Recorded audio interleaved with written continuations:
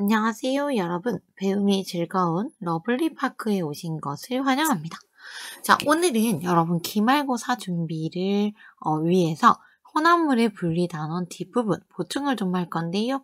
자, 이 부분은 우리가 등교 수업 때 같이 공부했던 부분이에요. 등교 수업 때 학교를 나오지 못한 친구들이 좀 많았었기 때문에 그때 등교 수업 때 했던 부분을 간단하게 한번 보충을 해보는 그런 시간을 가져볼 건데, 여러분 학습지로는 16페이지에서부터 23페이지에 해당하는 부분을 한번 다뤄보도록 할 거예요.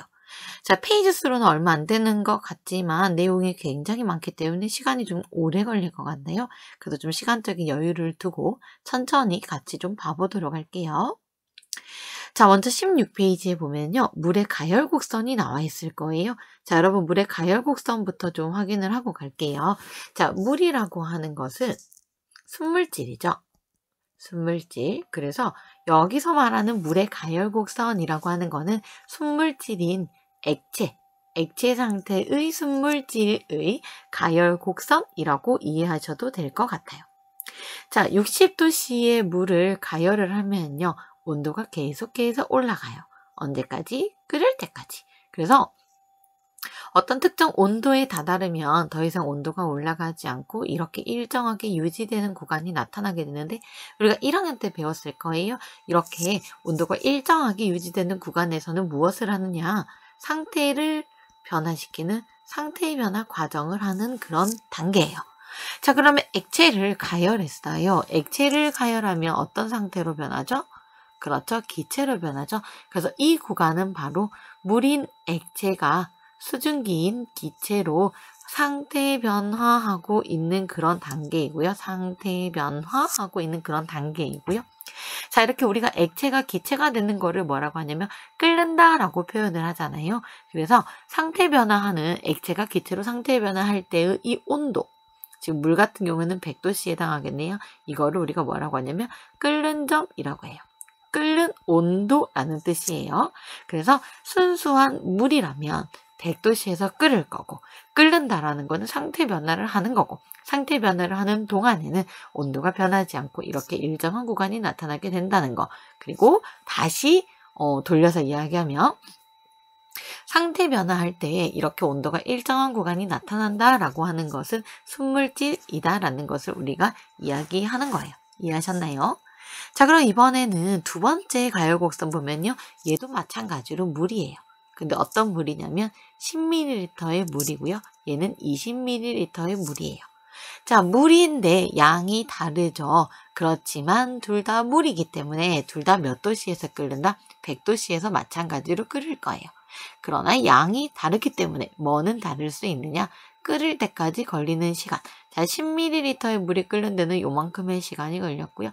20ml의 물이 끓을 때까지 걸리는 시간은 요만큼이에요. 그래서 물의 양이 다르면 끓을 때까지 걸리는 시간은 달라질 수 있지만 물이라고 하는 순물질이기 때문에 끓는 온도, 끓는 점은 몇 도씨다? 100도씨로 같을 거다.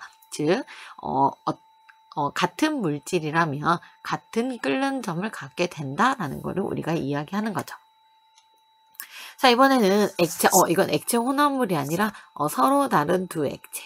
서로 다른 두 액체의 가열 곡선을 보는 거고요. 자, 서로 다른 두 액체인 A와 B는 둘 다 순물질이라는 것을 우리가 알 수 있어요. 왜냐하면 가열했을 때 온도가 일정한 구간이 둘 다 나타났잖아요. 자, 온도가 일정한 구간이 나타났다라는 거는 상태 변화를 하는 거고, 상태 변화를 하는 동안 이렇게 온도가 일정하면 우리는 그거를 순물질이다라고 이야기하기로 했잖아요. 자, 그래서 A를 먼저 보면요. 자, A는 이렇게 60도씨에서 온도가 쭉 올라가다가 78도씨에서 온도가 일정하게 유지됐어요.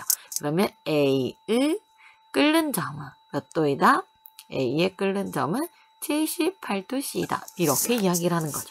자, B 같은 경우는요. 자, 마찬가지로 같은 온도에서 출발했어요. 근데 얘는 64도씨에서 일정한 온도를 나타내는 이 구간이 나타났어요. 그러면 자, B의 끓는 점은 몇 도이다? 끓는 점은 64도이다. 자, 그럼 내가 어떤 모르는 액체를 끓였더니 모르는 액체가 64도씨에서 온도가 일정한 구간이 나타났어요. 얘는 누구예요?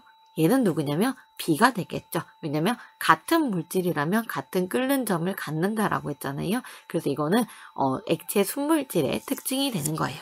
이해하셨죠? 자, 그럼 이번에는 순물질이 아니면 어떻게 되나요? 라고 해서 보면 이번에는 순물질과 혼합물의 가열 곡선을 볼 거예요.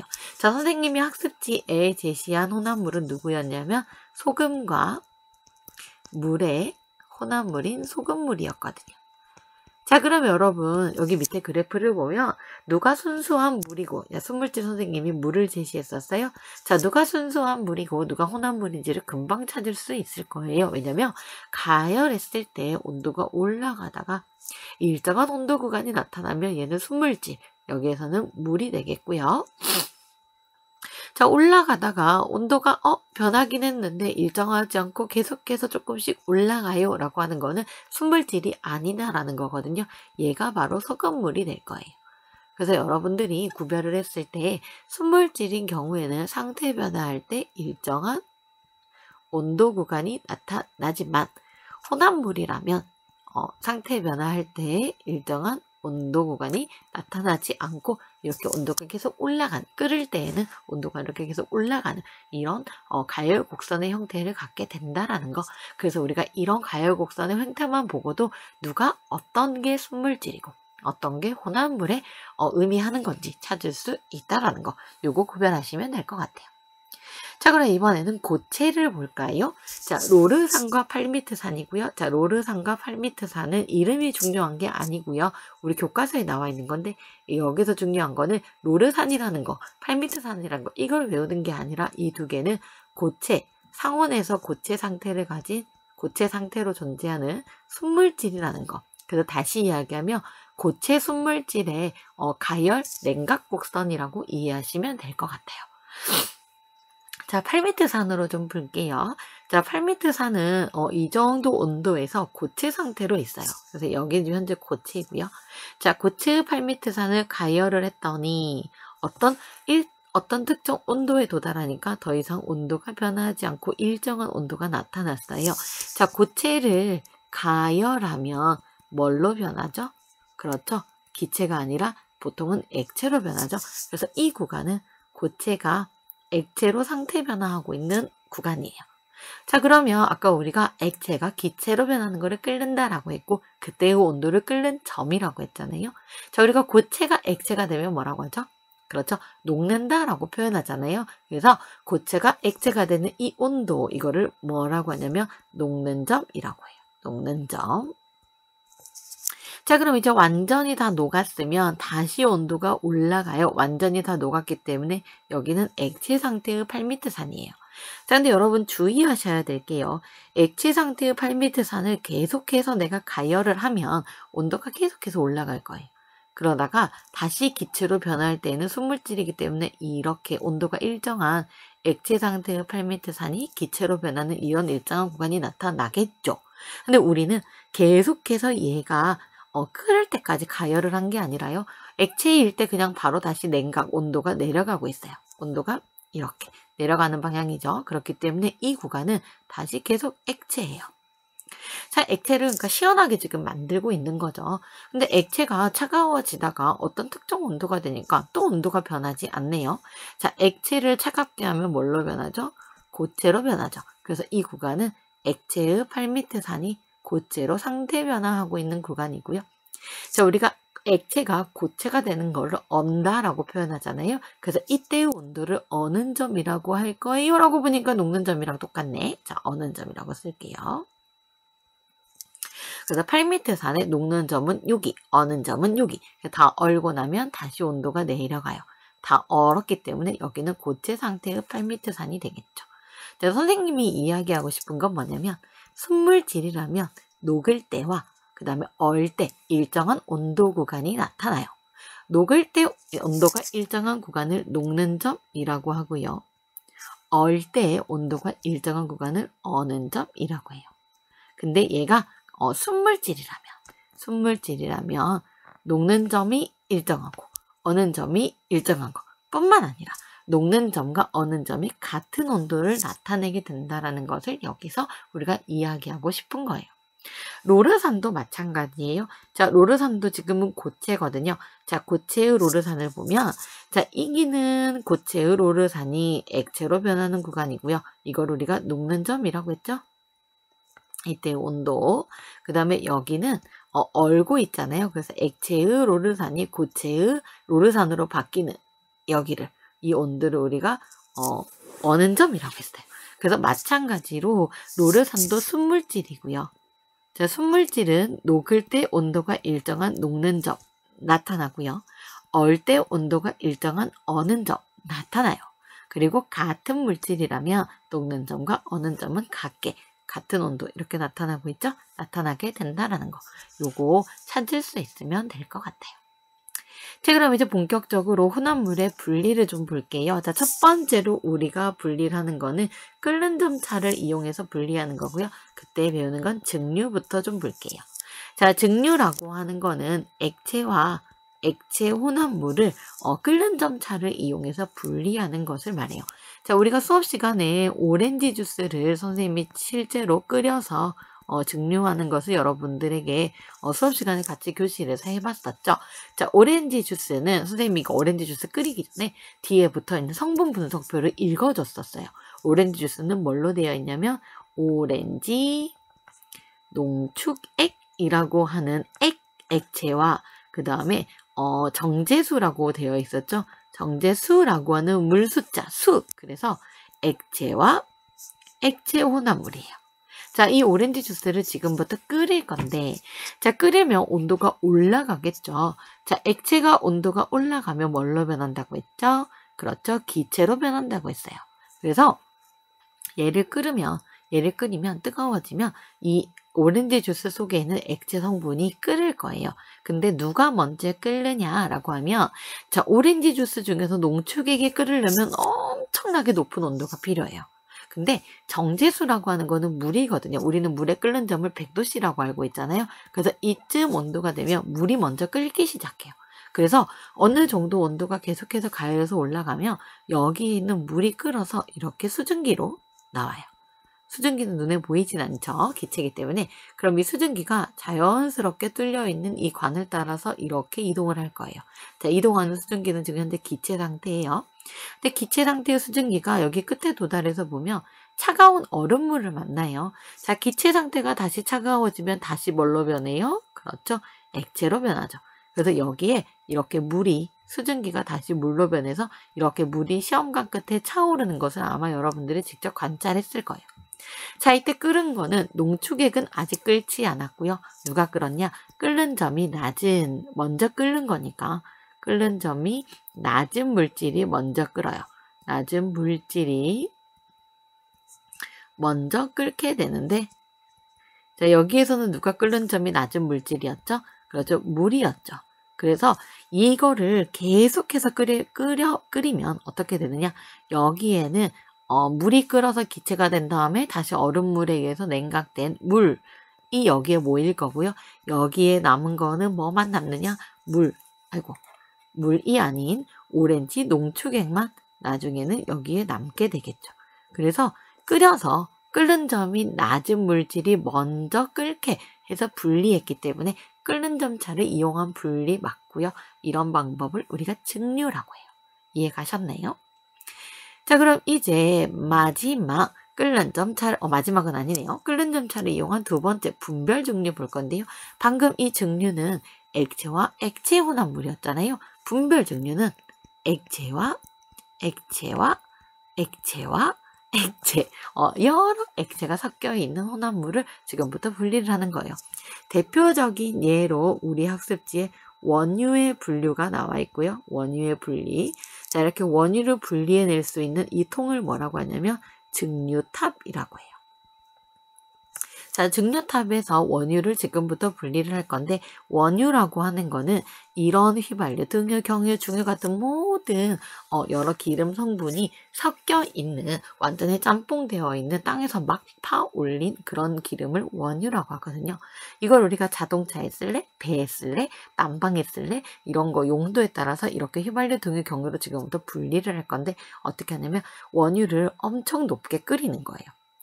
자, 끓는다라는 거는 끓는 전보다 온도가 높은 상태에 있으면 기체로 존재하잖아요. 자, 물은 100도에서 끓어요. 근데 110도가 돼버리면 당연히 기체겠죠. 끓었기 때문에. 끓는 전보다 온도가 낮으면 액체로 존재해요. 요거를 좀 기억하시면 좋을 것 같아요.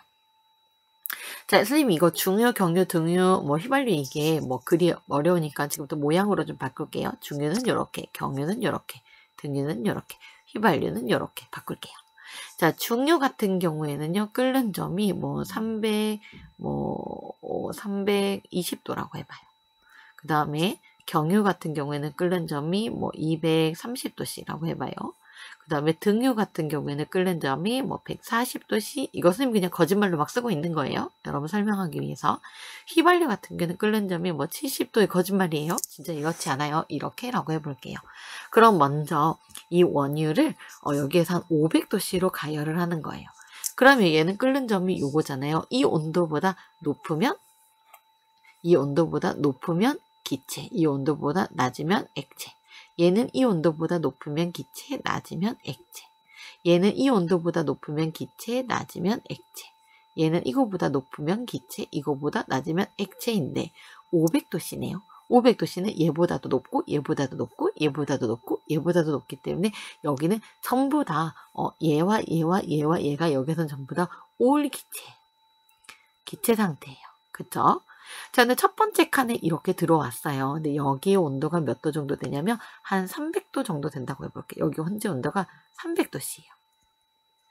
자, 300도씨는 얘보다는 높죠. 그러니까 얘는 기체. 얘보다도 높네요.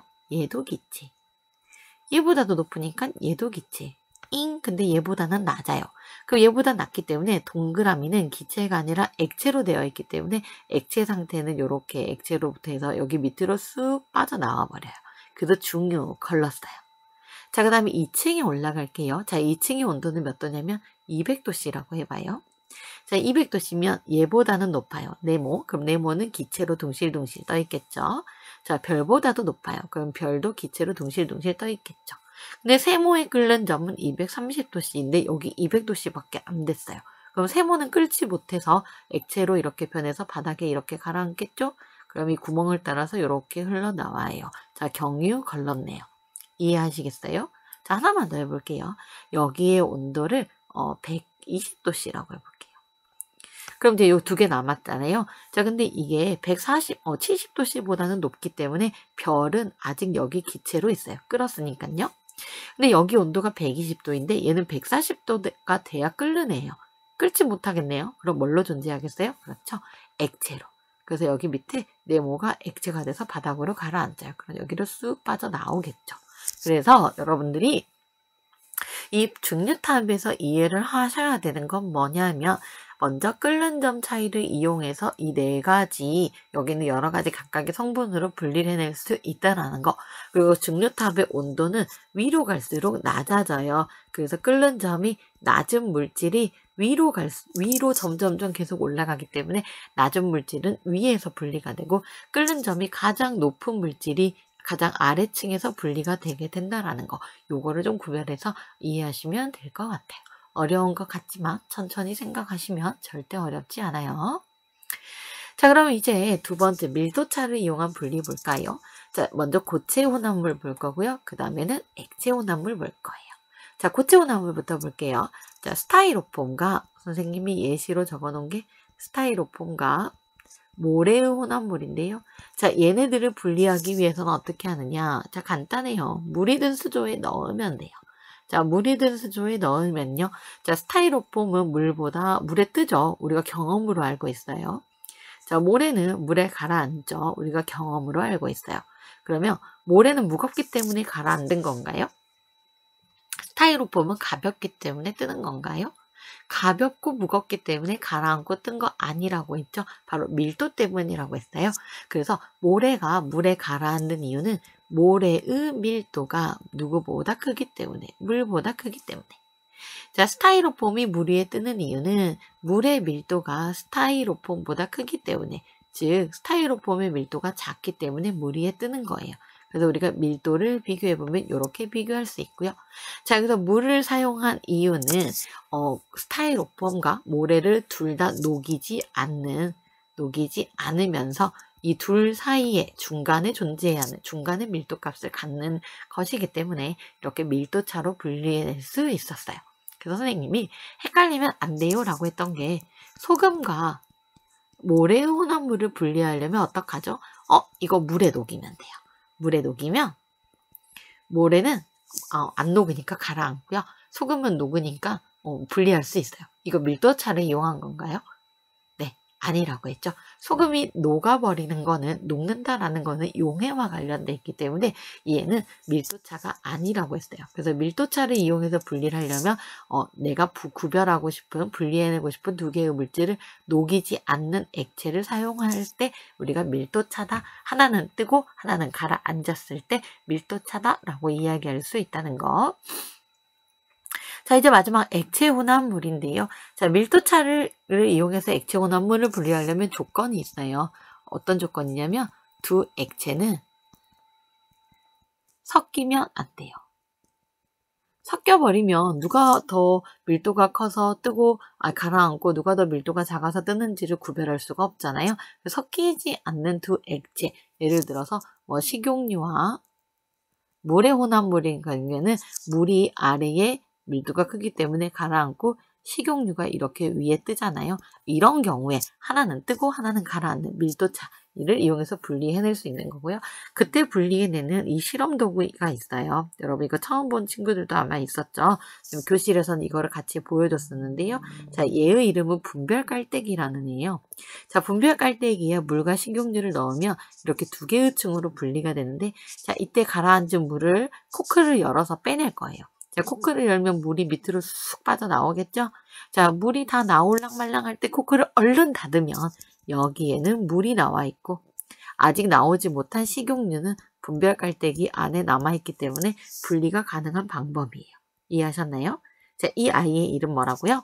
네, 분별 깔때기를 이용을 해서 섞이지 않는 두 액체 혼합물은 밀도차를 이용해서 이렇게 분리해낼 수 있다라는 거. 만약에 적은 양이면 이렇게 깔때기를 쓰지 않고 그냥 스포이트로 위에 걸 싹 걷어내면 분리해낼 수도 있다라고 이야기를 했었어요.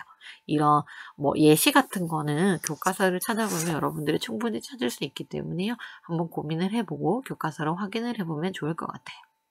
자, 여기까지가 우리가 교실에서 여러분들이 친구들이 많이 빠졌을 때 수업을 한 부분이었거든요.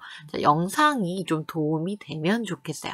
2학년 마지막 정기고사인 만큼 조금 더 힘을 내서 좋은 결과 얻을 수 있었으면 좋겠고요.